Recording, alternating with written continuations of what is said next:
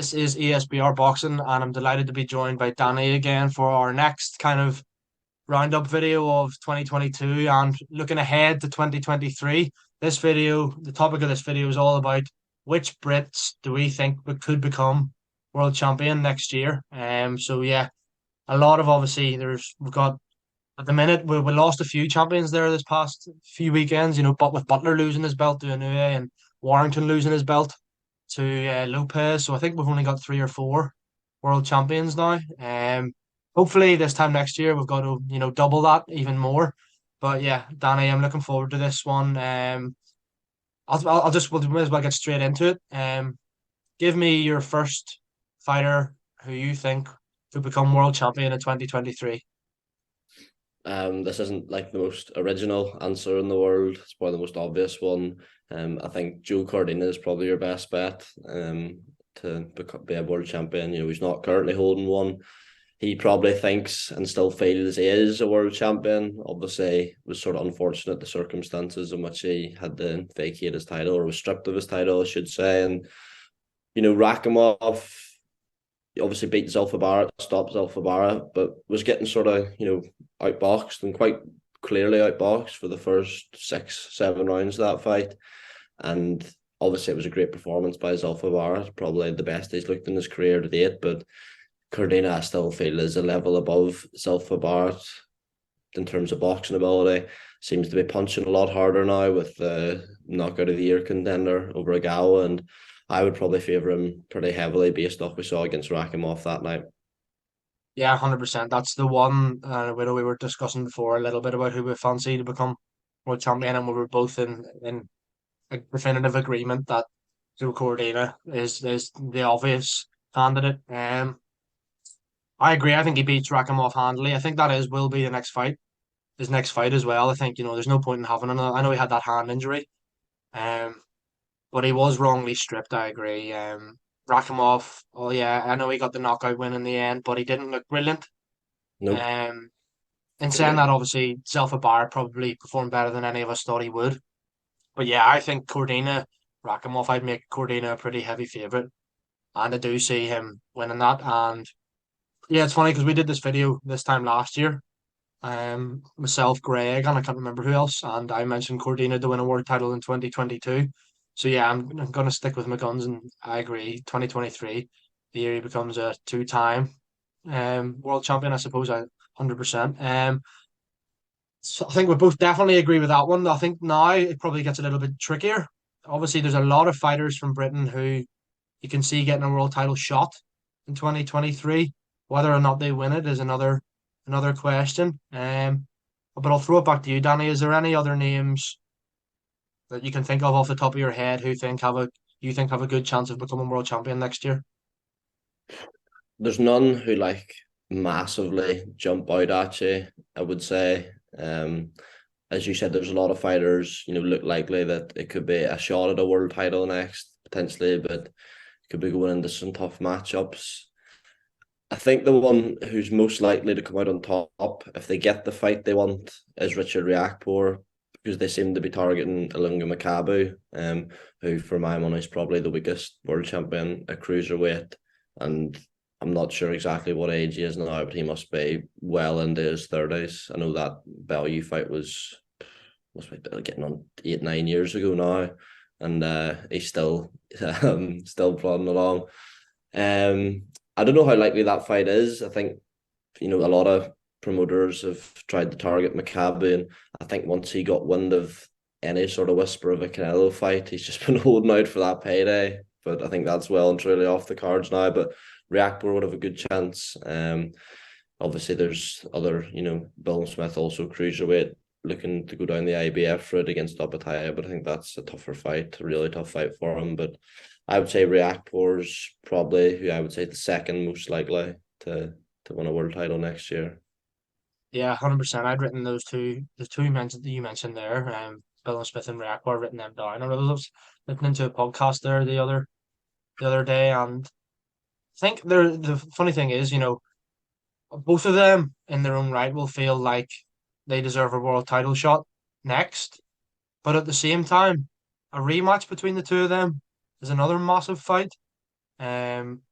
So I don't know what way. I don't know what way it'll go. Personally, I would like to see, Reakpor fight Makabu, Billum Smith fight Opataya or Goulamarian or whatever his name is. And I think I agree the Opataya fight's difficult for Billum Smith.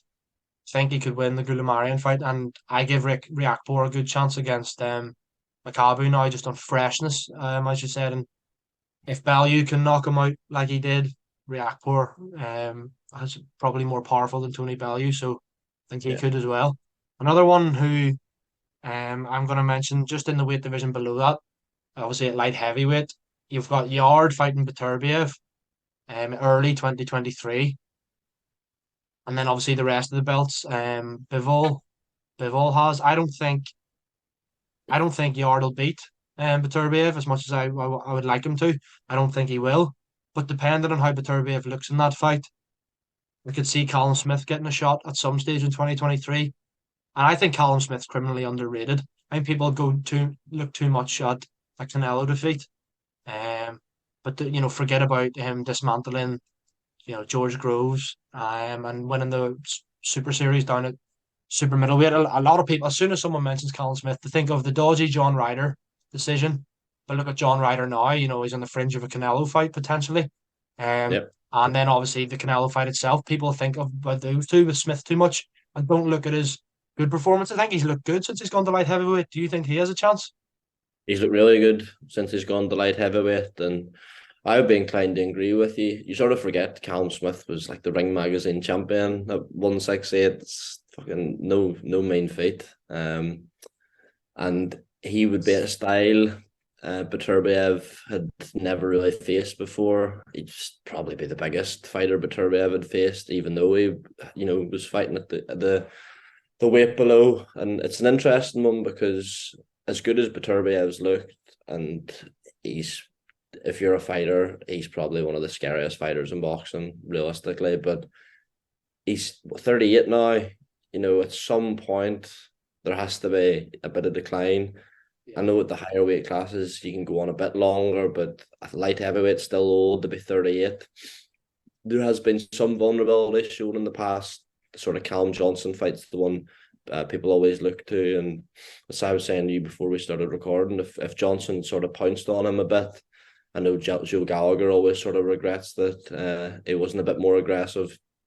And Callum Smith looks to have carried his power and more up at light heavyweight. And, with the reach advantages, and he'll be able to hit Beterbiev, where Beterbiev, might not necessarily be able to hit him. And Beterbiev is only 5'11", so that's an interesting shout. And as you say, depending on how Beterbiev looks against Yard, that could become a slightly more popular opinion.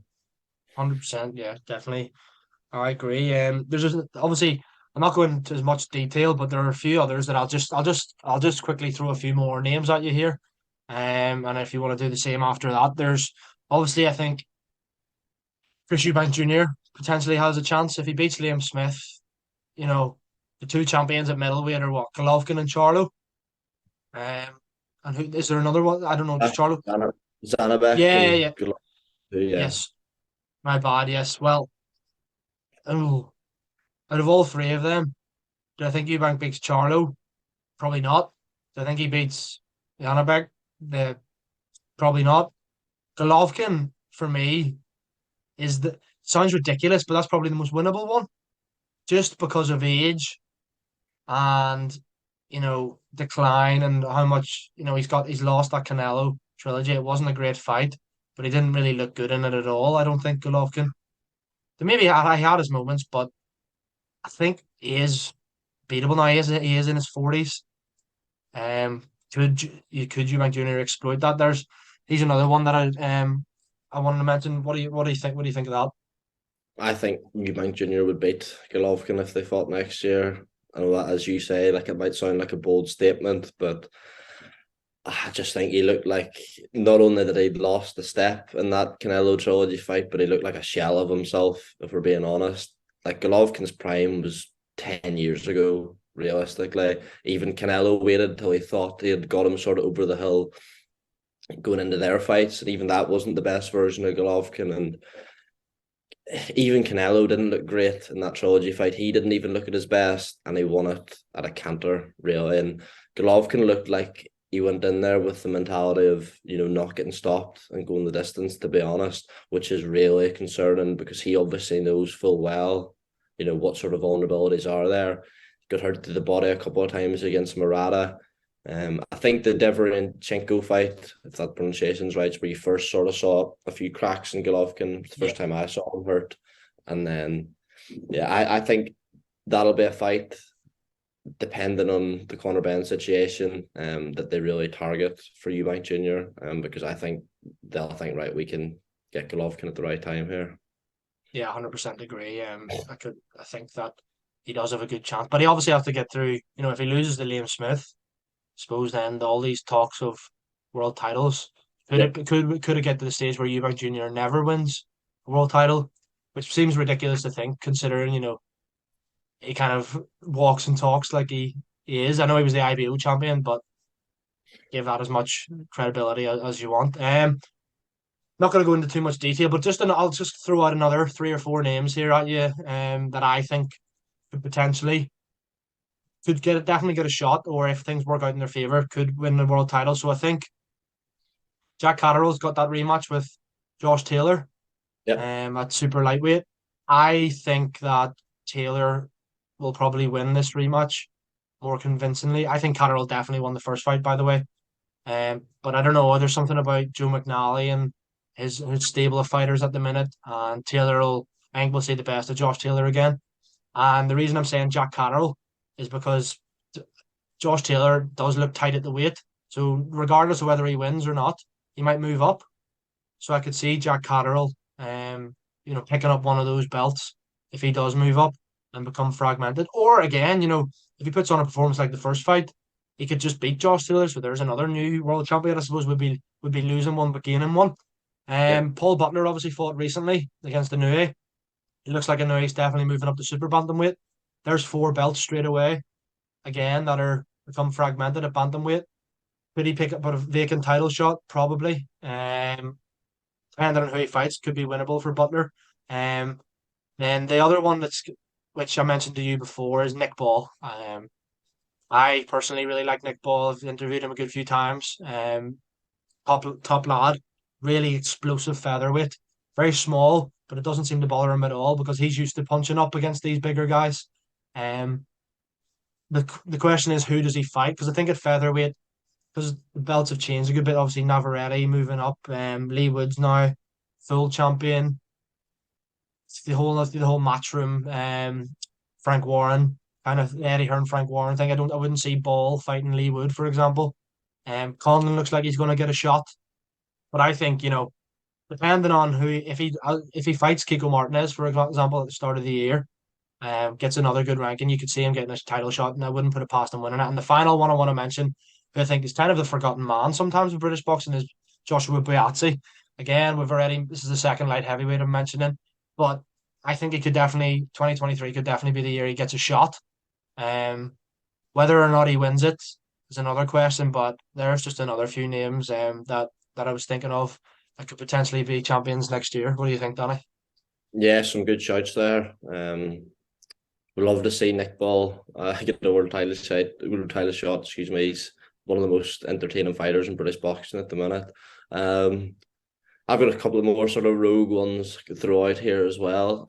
Maxi Hughes. Now, this is one very much depends on things falling into place. So he's ranked 9 with the IBF, and obviously, Devin Haney's got the belt, but don't think Haney will be hanging about too much longer at lightweight. And then you look at the fighters above Hughes in that. You got Isaac Cruz, who's ranked 4 or 5, but then he's won with the WBCs, so he'll get called there. You've got Cambosos, who's just got beat off Haney twice, and there's Shakur Stevenson's like 6, but he's like 1 or 2 with the other one. So when you factor in it, Hughes will probably be like 3rd or 4th in the call-on list, and then you also factor in how good Eddie Hearn's relationship is with the IBF, and he's always, it's one of the belts they sort of, target as matchroom. So you could, I think, a big fully deserved as well for Maxi Hughes. And then another, this is a name I didn't think I'd be discussing today actually. O'Hara Davis, I think, is ranked in the top two for the WBA at the super lightweight, and that belt's just become vacant. I think they've got a regular champion. I can't remember his name, but I think they're looking to make a fight between either Davis or someone else for that. So that would be mad. O'Hara Davis as a world champion next year. I don't know anything about the whoever holds the regular title currently, so I don't know, what sort of level of fighter he is. And imagine if he's anything close to world level, you'd have to favour him against O'Hara Davis. But that's just a couple of sort of rogue ones to throw in at the end. Yeah, no, you've thrown me off there. I go Howard Davis. I think he's underrated. I think he's very awkward. Um, People were talking about O'Hara Davis as an opponent next year for the likes of Adam Azim already. Um, so could Adam Azim or Dalton Smith somehow forge a world title shot next year and win one? Who knows? But yeah, no, I think we're both definitely in agreement then on Cordina. Billum Smith and Reactor if they get the right fights as well. The likes of Colin Smith, we've obviously mentioned Eubank Jr. And obviously the men's I've mentioned and you've mentioned there. Well, yeah. Thanks very much for that, Danny. I enjoyed that, and hopefully this time next year, every single fighter we mentioned there has a belt around their waist, and we're gloating. We're gloating and asking Stoddy for a pay rise. Fingers crossed, mate. I think that someone need to go down to Selfridges to get a belt. But cheers, enjoyed that, mate. It's made all the best. Thanks very much.